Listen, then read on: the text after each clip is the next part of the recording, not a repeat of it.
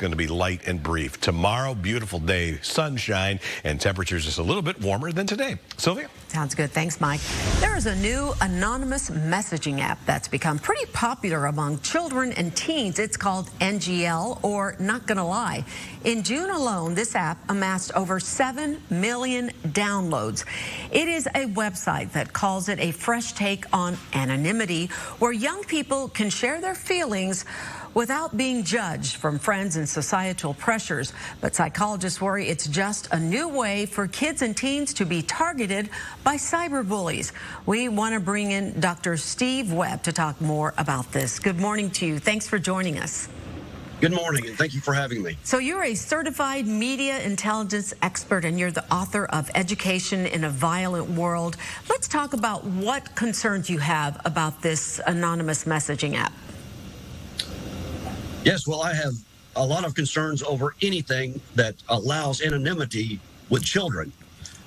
Besides the whole cyberbullying and cyber harassment that we know occurs with these types of apps, you have criminals, you have very bad people who are looking at ways to be able to gain access to our children, and being anonymous is one of the easiest ways for them to gain that access. Okay, give us an example. Now, as I'm telling this story, and maybe some parents are at home and they're thinking, I have never even heard of this app. I personally haven't, but I don't have children in this age category. For a lot of people who do, what do you want parents to know that could happen if their children use this app without supervision? Sure. Well, Yik Yak was one of the worst several years ago, and it allowed cyberbullying to just be unmasked everywhere. And then we have Snapchat and Instagram, these huge apps that are so popular with children. So what happened was YOLO came in, you only live once, for Snapchat users that allowed anonymity. And a young boy killed himself, and now there's a lawsuit against YOLO, so they've taken it down.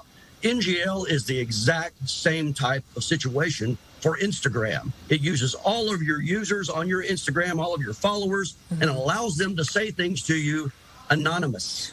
Yeah, and you know, for a lot of kids, sometimes they do express themselves through social media, and for them, this is an outlet to be able to say whatever they want. So what advice do you have for parents so that they can lessen their child's chances of being harmed by these anonymous cyberbullies?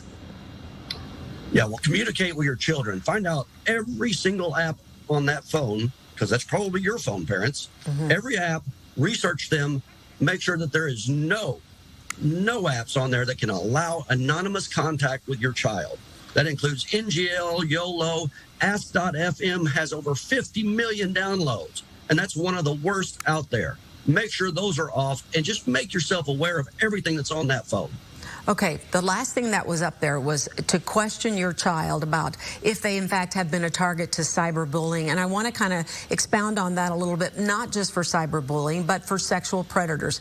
You're a parent, you're sitting your child down, you want to have this conversation. What are you saying to them in hopes of getting something out of them in case there is something wrong? Sure, well, generally in that 10, 11, 12-year-old range, you can talk to them very frank about specific occurrences that it utilized things like Emerald Chat. Emerald Chat, they were able to kidnap a young lady from Emerald Chat on her school-issued computer. Wow. That's a whole nother world that people are living in that we need to be aware of. So communicate with your children the specific occurrences so they understand it's already happened and it can happen to them. Wow, so tell them about specific occurrences, make them aware. And this is a great conversation no matter how old you are, because I think this is something that people can discuss and benefit others from learning more about this. So Dr. Webb, thanks again for joining us. And I want everyone again to know that the name of his book is Education in a Violent World. We appreciate you joining us this morning and give us some helpful advice here. You take care. After more than 2 years of chaos and high